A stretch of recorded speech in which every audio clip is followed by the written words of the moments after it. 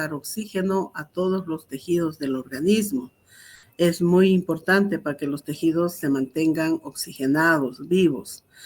Entonces, la disminución de los glóbulos rojos va a repercutir, uno, en la cicatrización. Recuerden que en los procedimientos quirúrgicos dejamos heridas, las cuales tienen que seguir una cicatrización, y para ello se necesita una adecuada vascularización y oxigenación de los elementos celulares de la cicatrización, ¿no? Entonces, es importante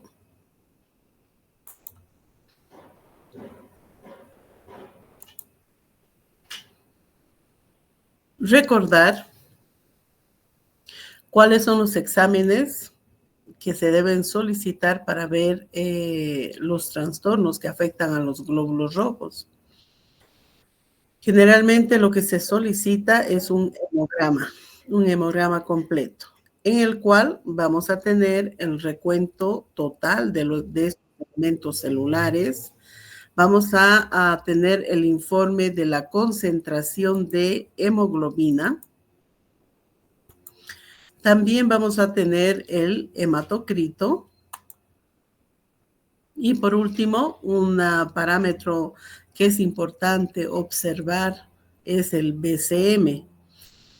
Con el valor del BCM nos da la proporción o el tamaño de estos elementos celulares, ¿no?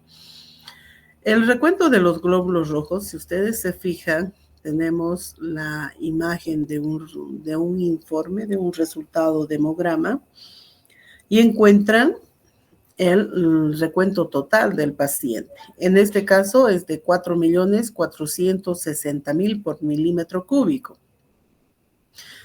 Como están viendo acá, puede ser, ¿no?, de que el informe del laboratorio esté directamente en los resultados del paciente. O como en otros exámenes, informes, hemos visto de que está el resultado del paciente, como también al lado derecho encontramos los valores de referencia. Si tenemos los valores de referencia, lo que ustedes tienen que hacer es comparar el valor que tiene el paciente en relación al valor de referencia. Generalmente, el recuento total de los glóbulos rojos llega hasta 5 millones dentro de los parámetros normales, de 3.500.000, ¿no?, a 5 millones.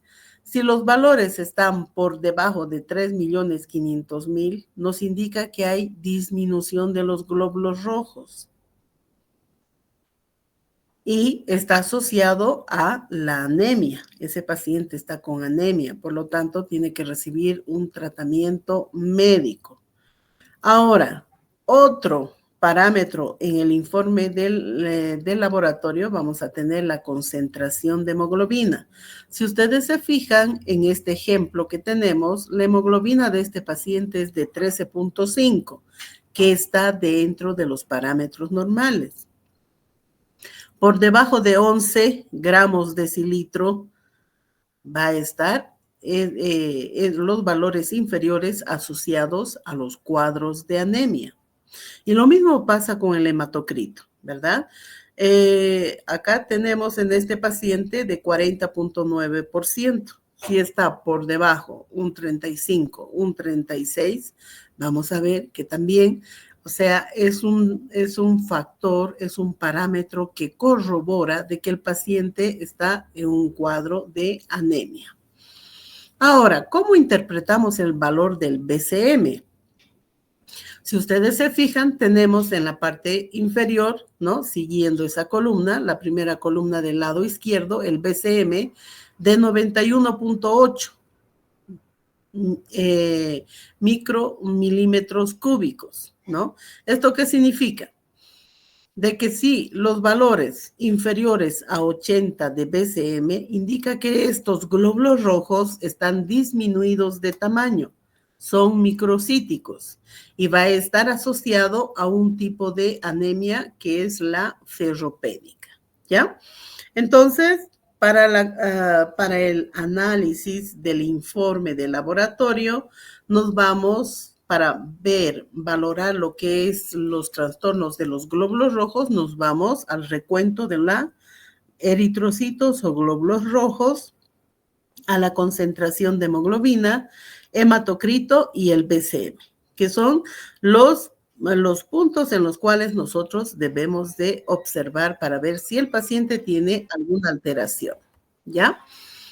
Aquí tenemos el mismo ejemplo. Se fijan ustedes que en este informe está todo incluido.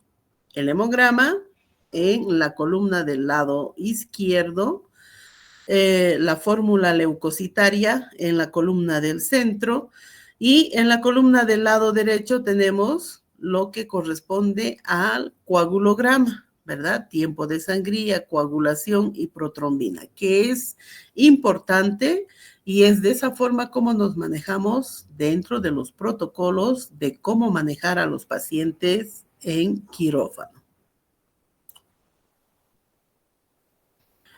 Bien.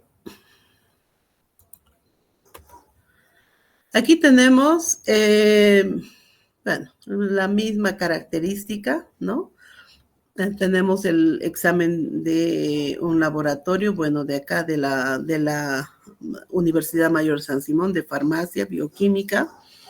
De igual forma, ¿no? Buscamos el recuento total de los glóbulos rojos, encontramos la concentración de hematocrito, hemoglobina, para ver, y el BCM, ¿no? Para ver e interpretar los resultados del paciente que estamos atendiendo. Aquí el BCM del paciente es de 93.45, que igual está dentro de los parámetros. Ahora, si vamos un poquito más a la derecha, ahí encontramos los valores de referencia, a diferencia del anterior examen en el que no nos daban los valores de referencia, ¿verdad? Y el valor de referencia del BCM, volumen corpuscular medio, es de 80 a 100 a 100. Inferior a 80, microcíticos. O sea, vamos a interpretar que los glóbulos rojos están disminuidos de tamaño y son hipocrómicos, o sea, disminuidos en su coloración. En el BCM superior a 100, vamos a interpretar que esos glóbulos rojos están agrandados, son de mayor tamaño y también está asociado a otro tipo de anemia, ¿no? Que es la anemia perniciosa. Bien, entonces todo tiene su interpretación. Si están disminuidos los glóbulos rojos, hablamos de un cuadro patológico que es la anemia. ¿Por qué es importante que conozcan? Para que ustedes vean las posibles complicaciones en el proceso de la cicatrización. ¿Por qué? Porque es importante, es el que aporta nutrientes, es el que oxigena los tejidos. Anemia, entonces, vamos a definirlo como la disminución de la concentración normal de glóbulos rojos o eritrocitos y de hemoglobina. Las causas pueden ser múltiples por pérdida de sangre. Sinónimo, hemorragia. Menor producción de eritrocitos, disminuye la producción. Mayor destrucción de eritrocitos. Y aquí es importante mencionar que tiene un ciclo de vida los glóbulos rojos y es de 120 días. Y en algunas patologías ya de anemia, estos glóbulos rojos pueden ser destruidos antes de los 120 días. Por lo tanto, el paciente entra en este cuadro de anemia. ¿Cuáles son las características diferenciales? Y esto está en relación con la etiología o la causa de la anemia. La anemia por hemorragia aguda, bueno, si hablamos de una hemorragia aguda, estamos hablando de una hemorragia abundante, masiva, que se va a dar sobre todo en situaciones de traumatismos, ¿no? Que puede ser por accidentes, donde existe el compromiso de vasos muy importantes, donde el paciente empieza a sangrar. Y si no existe una maniobra para detener la hemorragia o para reponer el volumen perdido, puede sobrevenir el shock hipovolémico y muerte del paciente, ¿verdad? Ahora, en la anemia por hemorragia crónica, pueden existir enfermedades en las cuales el paciente no percibe una hemorragia, ¿no? No es visible. Entonces, se da en pequeñas cantidades, de manera insidiosa. No afecta el volumen sanguíneo, pero cuando se vea el valor de la hemoglobina, se encuentra que está disminuida, ¿no? Entonces, importante ver los diferentes parámetros del hemograma. La anemia por deficiencia de hierro. En la anemia por deficiencia de hierro, ya les decía que los glóbulos rojos están disminuidos de tamaño, microcíticos, hipocrómicos, y está asociado a un síndrome conocido como Plummer-Vinson, donde el paciente, aparte de presentar las características clínicas de una anemia, está asociada a una disfagia, que es la dificultad para deglutir o tragar los alimentos. Vamos a observar en el paciente una lengua lisa, despapilada, ¿no? Dolorosa y también asociada a una boca seca. Y cuando hablamos de estomatitis oral, encontramos una inflamación generalizada de la mucosa oral. La otra forma de anemia, hemolítica, por la destrucción excesiva de eritrocitos y antes del ciclo de vida que deberían de cumplir los glóbulos rojos. Y esto puede dar lugar, ¿no? Como existe mayor destrucción de glóbulos rojos, a una ictericia, ¿no? La piel, la mucosa se pigmenta de una coloración naranja. Se presenta en dos tipos de enfermedad, la talasemia y la anemia de células falciformes. La talasemia es una anemia hemolítica que se presenta en la raza amarilla o en los asiáticos. Y la anemia de células falciformes es propia de la raza negra. Entonces, esta gran destrucción de glóbulos rojos compromete a ciertas razas como la que acabamos de mencionar. Anemia perniciosa. Acá es muy importante ver ese parámetro del BCM, volumen corpuscular medio. Aquí vamos a encontrar que el valor del BCM es mayor a 100, ¿no? Por lo tanto, interpretamos como glóbulos rojos de gran tamaño, macrocíticos. Y la causa de esta forma de anemia es la deficiencia de vitamina B12 y el ácido fólico. Y se va a asociar a atrofia de la piel, ¿no? Atrofia epitelial. Y también estos pacientes pueden presentar una neuropatía, alteraciones, ¿no? En neuropatía. La anemia aplásica es otra forma de anemia. Se da por una insuficiencia de la médula ósea.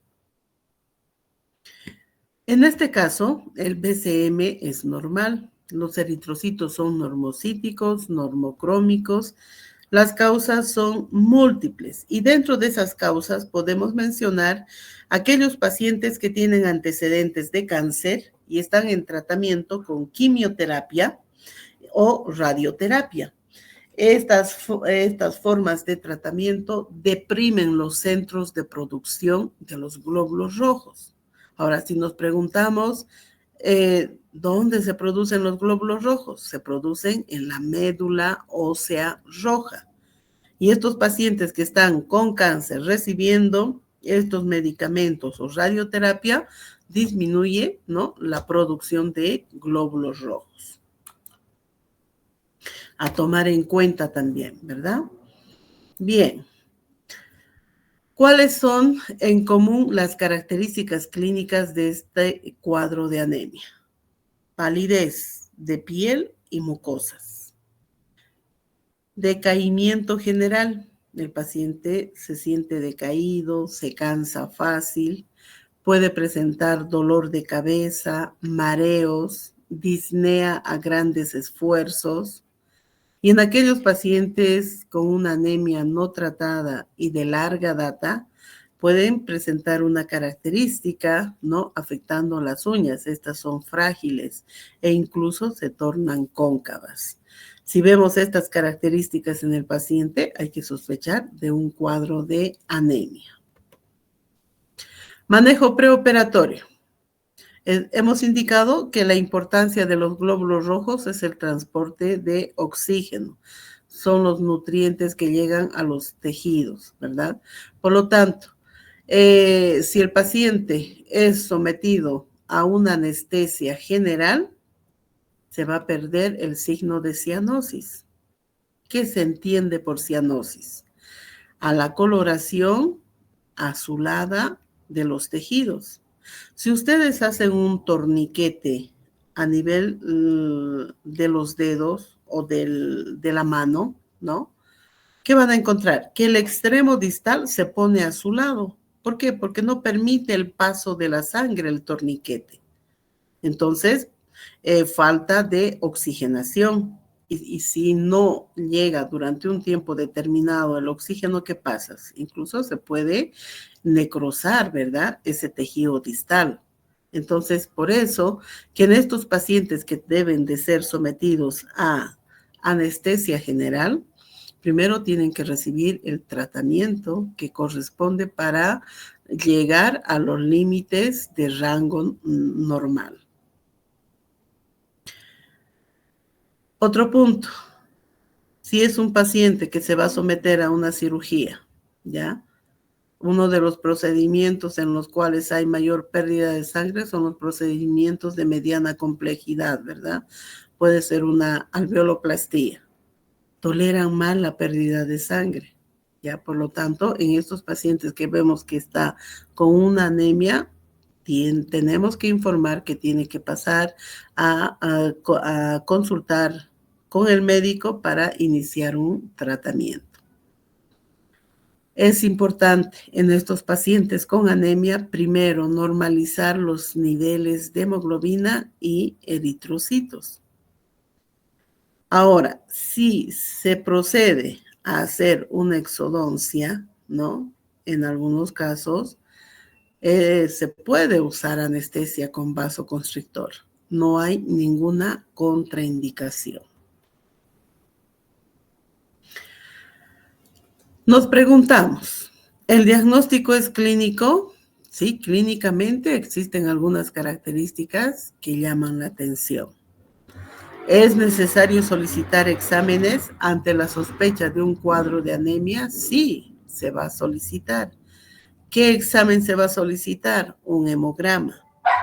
¿Qué manejo corresponde hacer? Si se evidencia en el informe de laboratorio que el paciente tiene anemia, tiene los valores alterados, bueno, pues desde nuestro punto de vista corresponde informar al paciente ya de que tiene que hacer una consulta médica para iniciar un tratamiento y corregir ese cuadro de anemia, ¿verdad?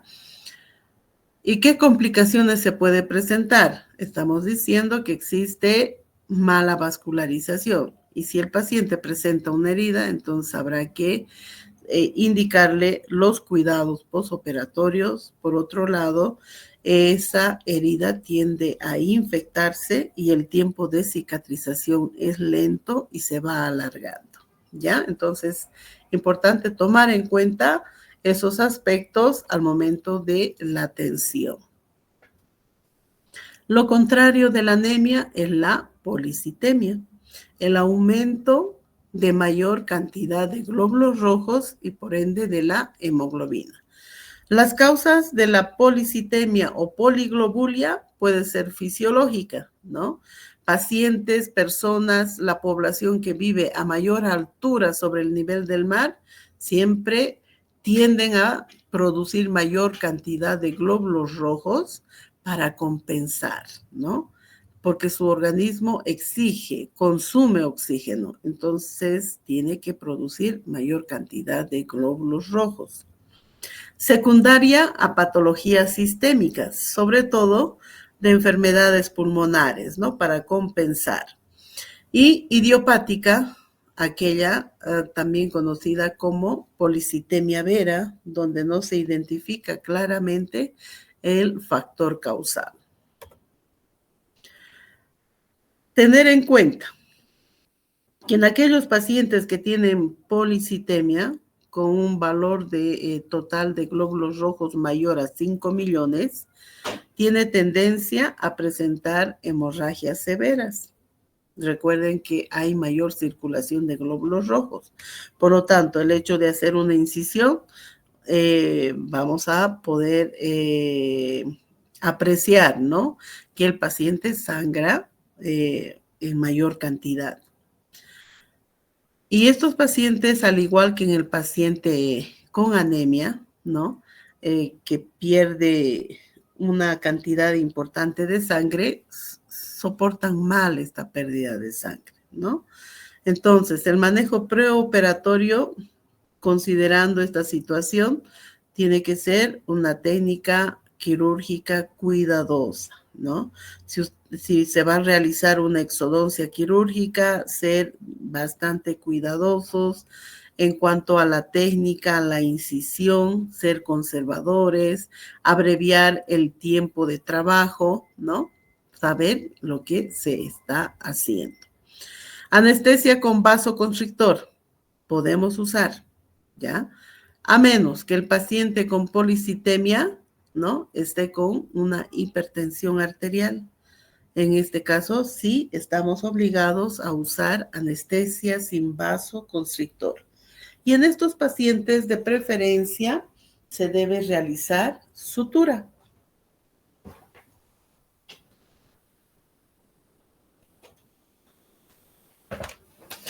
Con la sutura evitamos también la pérdida de sangre, ¿no?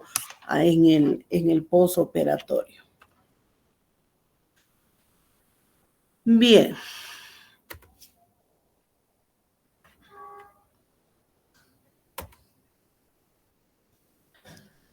Al igual que la anemia, ¿no? Generalmente la policitemia viene a ser un hallazgo de laboratorio, ¿no? Porque según los protocolos que tenemos, se solicita un hemograma y es ahí donde podemos nosotros encontrar el aumento de la policitemia. El manejo que corresponde hacer es sobre todo cuidar, ¿no? Durante los tiempos quirúrgicos, evitar que el paciente pierda gran cantidad de sangre. ¿Bien?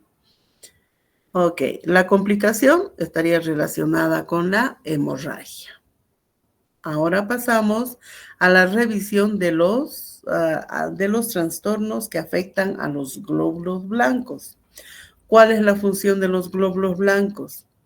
Estos llegan a constituir el sistema inmunitario del organismo, ¿verdad? Son los que nos van a defender, son los elementos celulares que defienden frente a la presencia de microorganismos, bacterias. Puede darse una disminución de los glóbulos blancos, lo que se conoce como leucopenia. Esta disminución de los glóbulos blancos va a representar una disminución de la capacidad defensiva del organismo frente a la presencia o invasión de microorganismos. Si ustedes se fijan, hay una imagen que se acompaña en el lado inferior derecho, ¿no? Donde podemos nosotros observar el valor de los leucocitos o glóbulos blancos de 5,000. Y si observamos el cuadro que está al lado derecho, tenemos el valor de referencia que indica de 4,000 a 10,000 milímetros cúbicos.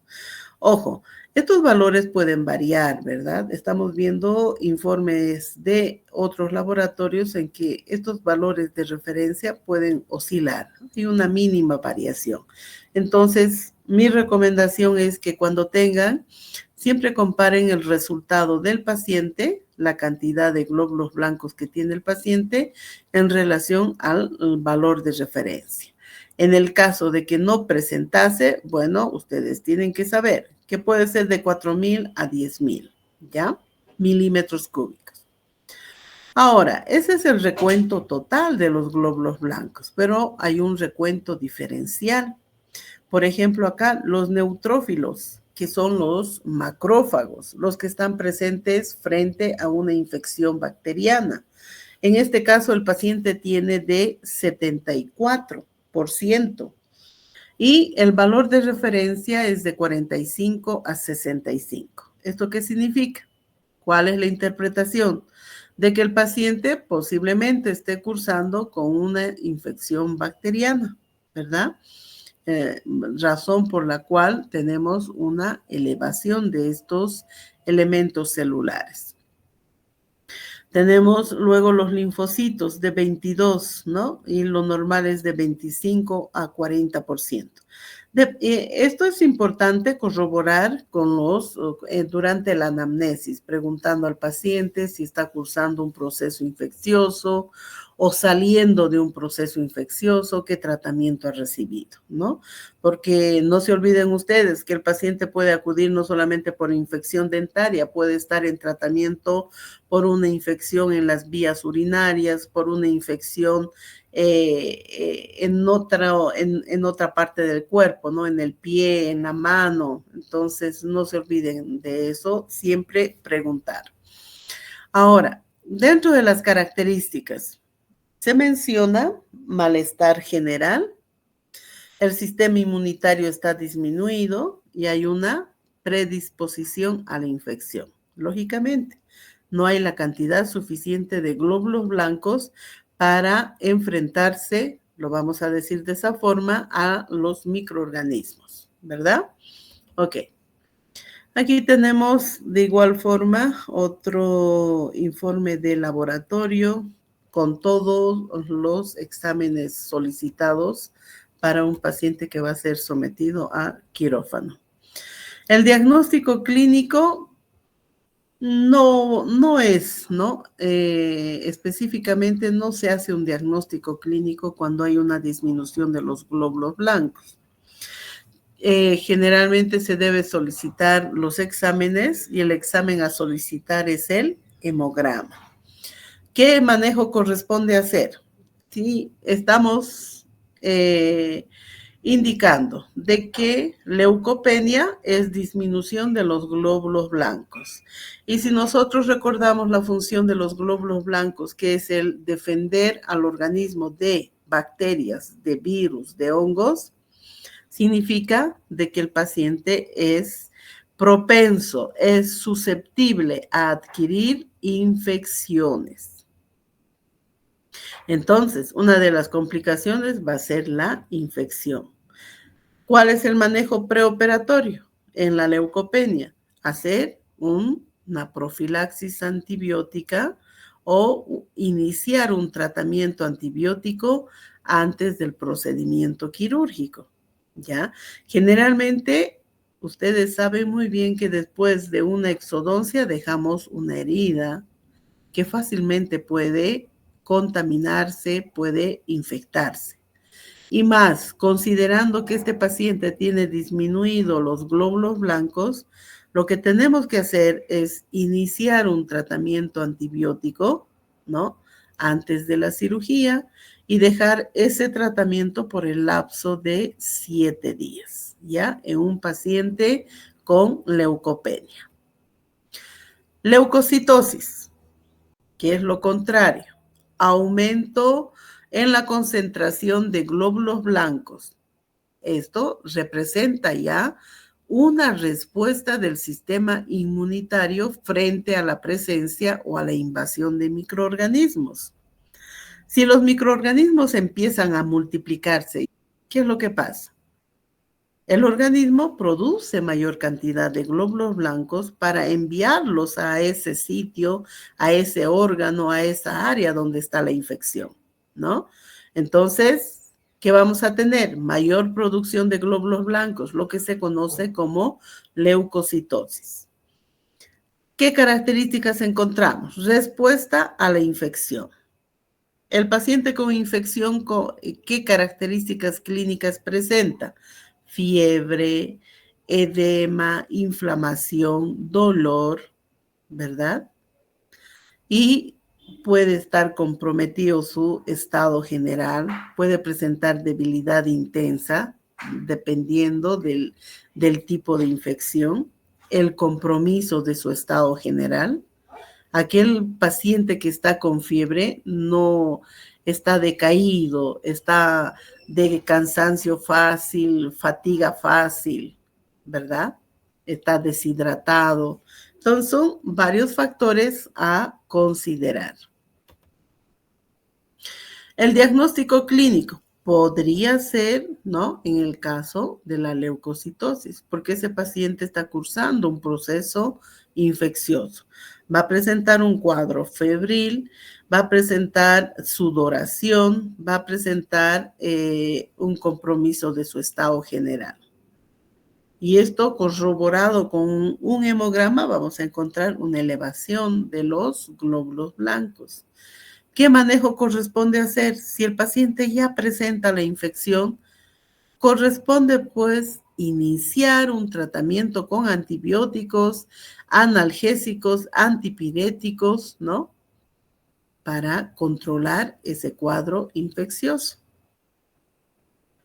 Y en aquellos pacientes que pueden llegar a hospitalizarse por la gravedad de la infección, generalmente, ¿qué se solicita? Aparte del hemograma, se solicita un cultivo y un antibiograma. El cultivo para identificar los microorganismos o las bacterias que están ocasionando la infección. Y el antibiograma va a ayudar a seleccionar el antibiótico que va a destruir a esos microorganismos, ¿no? Complicaciones. Si no se trata, si no se diagnostica oportunamente una infección local, puede pasar a una septicemia y comprometer la vida del paciente, ¿ya?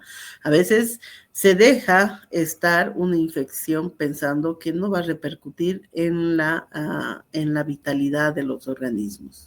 Y muchas veces se equivoca, ¿no? Hay pacientes que llegan ya en un estadio muy avanzado de un cuadro infeccioso. Y si ustedes en esa oportunidad piden hemograma, van a encontrar que los leucocitos están por encima de 12,000, 15,000, ¿no? Eso ya es una leucocitosis. ¿Por qué? Porque el paciente está en un cuadro infeccioso agudo. Bien.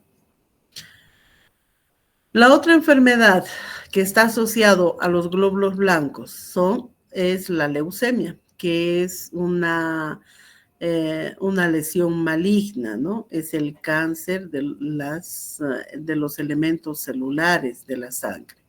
Un proceso maligno que afecta a los glóbulos blancos. Como en todas este tipo de lesiones malignas, la etiología no está bien definida, por eso se dice etiología desconocida. Y se clasifica la leucemia según la madurez de las células que están comprometidas y de acuerdo a la evolución o duración de la enfermedad.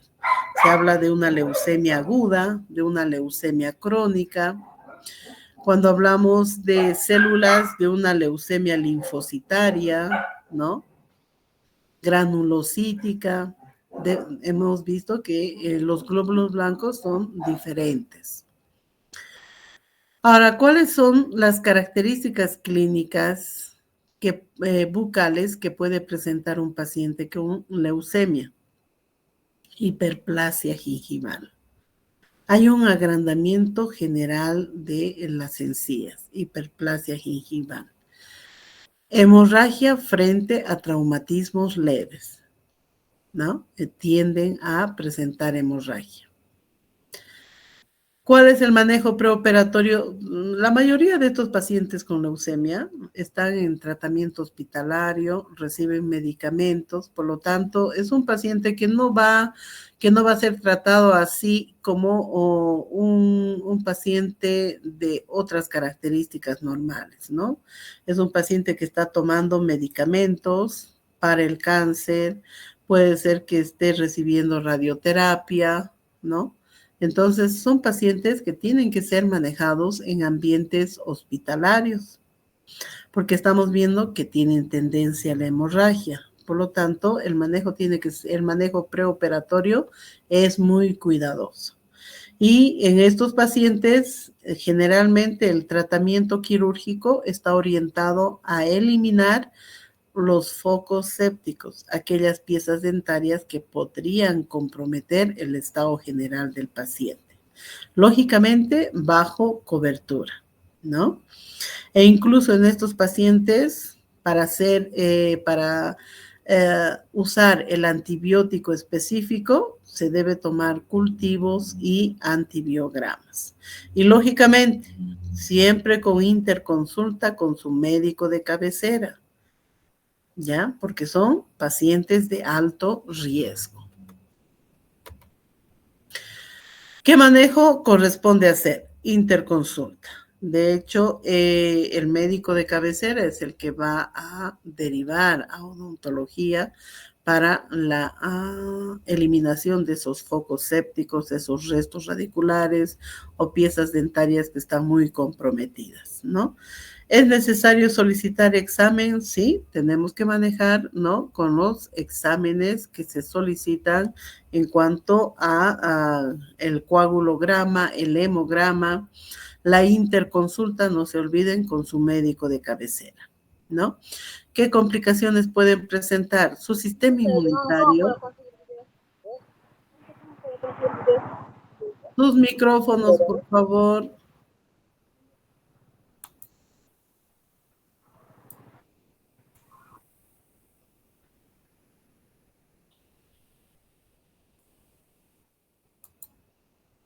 ¿No? Entonces, los exámenes que son necesarios y siempre con la interconsulta con su médico de cabecera. Bien, el día de hoy tuvimos un caso de una emergencia, ¿no? Una situación de emergencia que se ha suscitado en la clínica. Son situaciones que pasan y también vamos a revisar esto de emergencias en odontología. Pero ahora vamos a continuar con lo que son los trastornos de la coagulación. Recuerden ustedes que frente a heridas que comprometen las paredes de los vasos, ¿qué va a ocasionar? Pérdida de sangre, ocasiona hemorragia. Cuando ustedes proceden a hacer la exodoncia, la sindesmotomía o la incisión al cortar las paredes de los vasos, ¿qué es lo que ven? Hemorragias, ¿verdad? Pérdida de sangre. Pero el organismo es tan noble que va a recurrir a mecanismos fisiológicos para evitar mayor pérdida de sangre, para mantener la integridad y la permeabilización de la sangre para que pueda circular en el organismo, ¿verdad? Entonces, estos mecanismos fisiológicos son: cuando tenemos una ruptura de la pared vascular, lo primero que sucede es una vasoconstricción, ¿no? Minimizando el tamaño de la herida. 2, estos bordes o estas paredes dañadas de los vasos empiezan a liberar ciertas sustancias que atraen a las plaquetas. Y lo primero que se hace es formar el tapón plaquetario. El objetivo, evitar la pérdida de sangre. Y sobre este tapón plaquetario empieza una serie de reacciones, ¿no? Con las proteínas de la coagulación, ¿no? ¿Para qué? Para dar lugar a lo que es la coagulación. Entonces, teniendo este concepto de qué es lo que pasa con las paredes de los vasos, es importante ustedes recabar los trastornos posibles que podría presentar el paciente que van a operar. De ahí la importancia de que se llene y se pregunte adecuadamente en la historia clínica en relación a estos trastornos de coagulación. Y si se va a proceder a una intervención, es necesario solicitar los exámenes de laboratorio, ¿no? Como es el caso de tiempo de sangría, coagulación, tiempo de protrombina. Son esos los valores que se tienen que solicitar en todo paciente que se va a operar. Nuevamente, ahí tenemos el informe. Y aquí tenemos un paciente de 67 años de edad, sin antecedentes patológicos sistémicos, sin antecedentes de estar tomando anticoagulantes o haber tenido problemas de hemorragia. Pero el paciente acudió a un consultorio en el trópico, le hicieron la exodoncia y de la fecha a los dos días que acude a la facultad, persistía una hemorragia, ¿no? Cuando se dice que el paciente presenta una hemorragia post-extracción, cuando no se llega a conformar el coágulo, la sangre sigue saliendo a través del alveolo, una sangre viva, ¿no? En esos casos, entonces, ¿qué es lo que se tiene que hacer? Primero vamos a revisar las causas de la hemorragia. Factores locales, post-trauma, post-cirugía, irritantes locales. Sabemos que estos elementos son los que van a determinar una hemorragia, ¿verdad? Malformaciones congénitas, como es el caso de los hemangiomas, son tumores que podemos encontrar en la mucosa yugal, en la encía. Ojo, hay que tener mucho cuidado. Por deficiencia de los factores de coagulación. Estos factores de coagulación pueden ser de tipo hereditarias, en el caso de la hemofilia A o el caso de la hemofilia B. Las iatrogénicas, aquellos pacientes que están en tratamiento con anticoagulantes. Y si no existe un adecuado monitoreo, el paciente puede empezar a sangrar internamente, ¿no? Por eso se dice iatrogénicas, porque no se hace un control, un monitoreo para evitar esta situación. Y enfermedades hepáticas. Recuerden ustedes que algunas proteínas de la coagulación o factores de coagulación se sintetizan en el hígado. Y si el paciente tiene antecedentes de cirrosis por medicamentos o por enfermedad, como es el caso de las hepatitis, ¿verdad? Maltratadas, con secuelas. Entonces el paciente no está produciendo los factores de coagulación que podríamos tener complicaciones hemorrágicas. Entonces, vuelvo a repetir, ¿cuáles son los exámenes que se solicitan para ver si el paciente tiene o no trastornos de coagulación? Tiempo de sangría, tiempo de protrombina, tiempo de tromboplastina parcial para aquellos pacientes que reciben heparina y tiempo de coagulación con sus valores respectivos. Estos son el rango de referencia, ¿no? Que se puede considerar normal. Por encima de estos rangos, el paciente tiene tendencia a presentar hemorragias importantes. Bien. Ay, algo ha pasado. ¿Están viendo la diapositiva?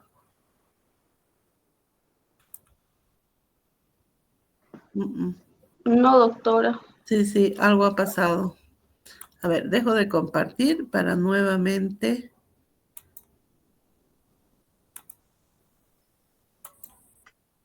Súper raro.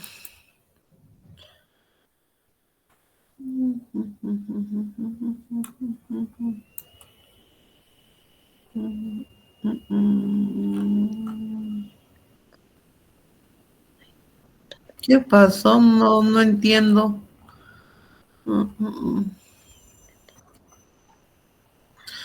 Bien. Aquí. Sí, estuvimos acá. ¿Se ve? Ahora sí, ¿no? Ahí. Bien. Entonces tenemos los exámenes de laboratorio que se solicitan, ¿no? Tiempo sangría, protrombina, tromboplastina, coagulación. El manejo preoperatorio. Pesquisar la etiología. Al momento de llenar la historia clínica, ustedes ya conocen si el paciente tiene problemas de coagulación, si está en tratamiento con anticoagulantes, si el paciente toma aspirineta. Es importante preguntar. En el caso de que el paciente indique que tiene problemas de coagulación, preguntar más. ¿Por qué te indica que tiene problemas de coagulación? Porque está en tratamiento con el cardiólogo y el cardiólogo ha indicado que tiene que tomar diariamente anticoagulantes por el riesgo de que el paciente pueda formar trombos, ¿no? Aquel paciente que está en tratamiento con heparina, ¿no? Porque es un paciente que se dializa, está con una insuficiencia renal. Este paciente también tiene problemas de coagulación, ¿no? Y es necesario en estos pacientes hacer la interconsulta con su médico de cabecera, porque manejan una tarjeta, una especie de carnet en el cual está dosificado, ¿no?, la cantidad del anticoagulante que deben de tomar diariamente. O sea, no es como el tratamiento antibiótico que tiene que tomar la misma dosificación, va variando. Y en los pacientes que tienen problemas o trastornos de coagulación de tipo hereditario, tienen que igual hacer la interconsulta con su médico de cabecera, con el hematólogo, para la reposición del elemento. Hemos mencionado la hemofilia A y la hemofilia B. La hemofilia A se da en aquellos pacientes en los que no tienen el factor de coagulación 8. La hemofilia B en aquellos pacientes que les falta el factor de coagulación 9, ¿no? Entonces, en estos casos es necesario que estos pacientes reciban procedimientos quirúrgicos en ambientes hospitalarios con la reposición de los factores de coagulación que corresponden. O sea, no son pacientes que podemos operarlos en el consultorio, tiene que reunir ciertas condiciones el ambiente donde se vaya a operar. Entonces, en estos pacientes posiblemente requieran de una transfusión de sangre fresca para reponer las plaquetas, para reponer los factores de coagulación, ¿no? O ir a algo más específico, como el concentrado de plaquetas, por ejemplo, cuando el paciente tiene trombocitopenia, que es la disminución de plaquetas, ¿no? El crioprecipitado del factor antihemofílico en los pacientes hemofílicos A y B. Entonces, no es cosa de minimizar el procedimiento de una exodoncia, así sea simple, ¿no? Tenemos que siempre velar por la salud integral del paciente. En los pacientes que están recibiendo tratamiento anticoagulante, es importante ver esto del manejo preoperatorio. Ustedes tienen que saber que estos pacientes que toman anticoagulantes tienen que suspender 48 horas antes. Ojo, ustedes no van a indicar, deje de tomar hoy día y usted pase el día viernes y realizamos la exodoncia. No. La suspensión lo tiene que realizar su médico de cabecera, el cardiólogo, el hematólogo, el médico que ha indicado el anticoagulante. Como les digo, manejan una tarjeta, un carnet, donde diariamente van cambiando la dosificación. Por lo tanto, no es nuestra competencia indicar al paciente que suspenda hoy para que retorne el día jueves o el día viernes. Eso lo tiene que ser su médico tratante, ¿ya? En estos pacientes vamos a extremar los mecanismos para evitar la hemorragia posoperatoria, realizando un tratamiento local con los medios mecánicos, compresión y sutura, ¿verdad? Y un tercer elemento, dejar un agente que favorezca la formación de coágulo, el gel Foam. Es una esponja de gelatina que va a favorecer la formación de un coágulo. Entonces, son 3 elementos a los cuales se puede recurrir en estos pacientes que tienen problemas de coagulación. Ojo, en aquel paciente que tiene deficiencia de los factores de coagulación, no va a ser suficiente estos 3 elementos que acabo de mencionar. ¿Por qué? Porque no va a llegar a formarse el coágulo. No se da la reacción para formarse el coágulo. En esos pacientes sí o sí se tiene que reponer la plaqueta, se tiene que reponer el factor de coagulación que le falta, ¿ya? Bien, ahora, lo otro. Pacientes dializados hemos indicado que reciben anticoagulante parenteral, la heparina. En estos pacientes, igual, la interconsulta. No es que el paciente venga y diga, quiero que me saquen. No, señor.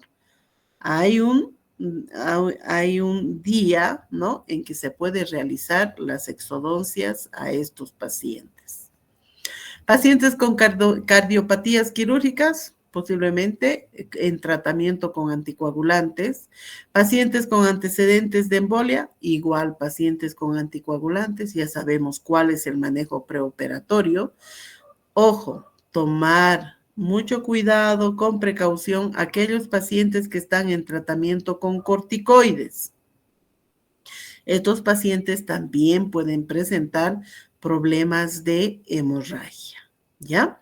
Y aparte de presentar problemas de hemorragia, van a tener también una predisposición a complicaciones infecciosas, ¿no? Porque los corticoides bajan las defensas.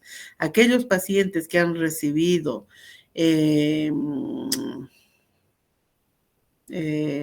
¿cómo es esto? Aquellos pacientes que han recibido órganos, ¿no? Implantes, injertos, ¿no?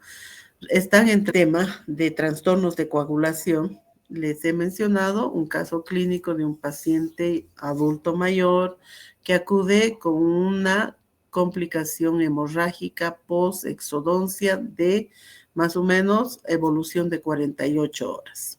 ¿Qué se debe hacer?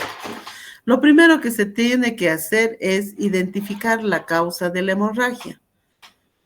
Se tiene que tomar la radiografía de control y el examen clínico.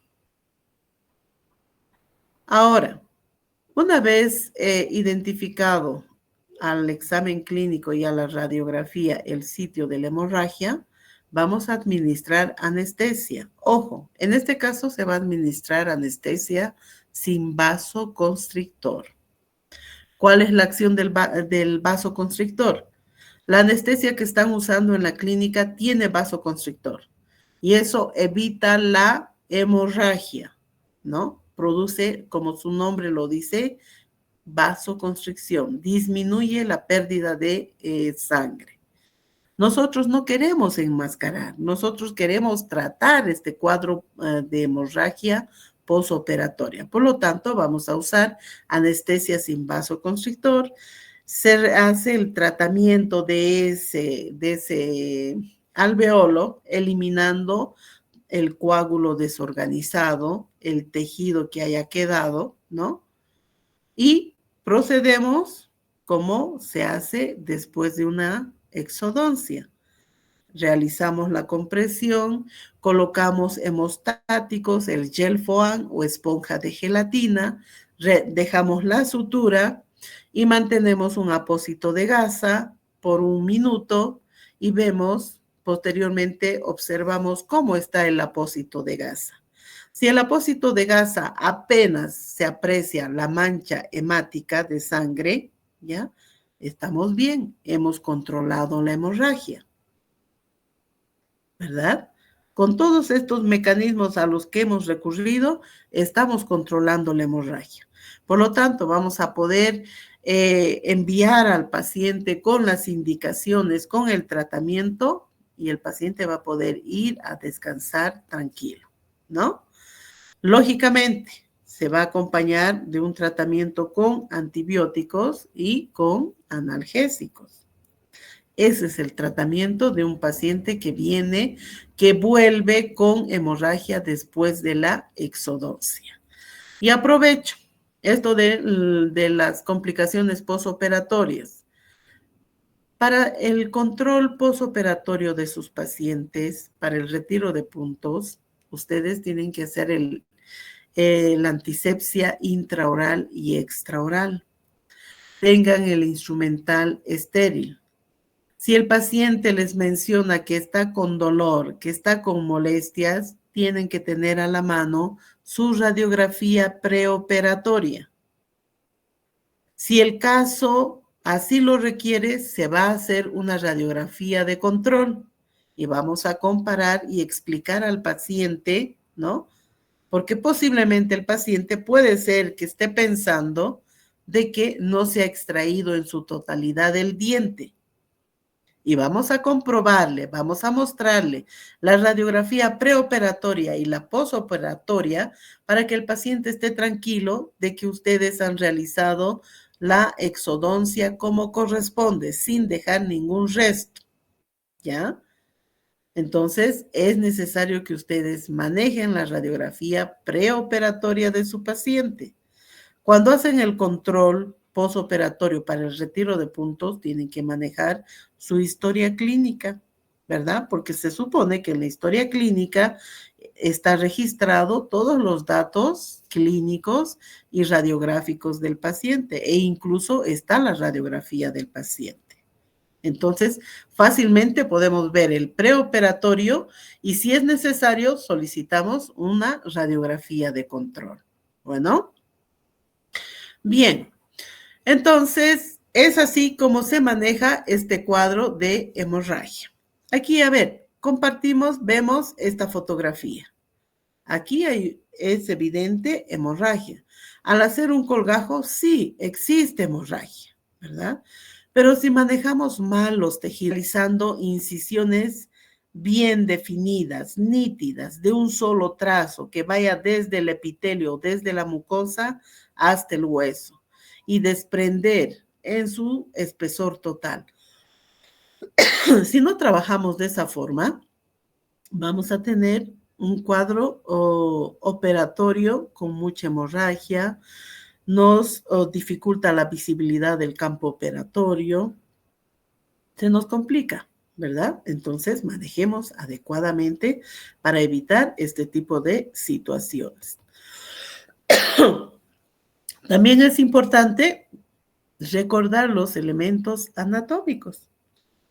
Por ejemplo, acá tenemos un colgajo palatino. Acá habría que recordar el paquete nasopalatino, ¿no? Que ahí tenemos vasos sanguíneos de mayor diámetro que van a dar, lógicamente, mayor pérdida de sangre, va a haber mayor hemorragia, entonces tienen que conocer.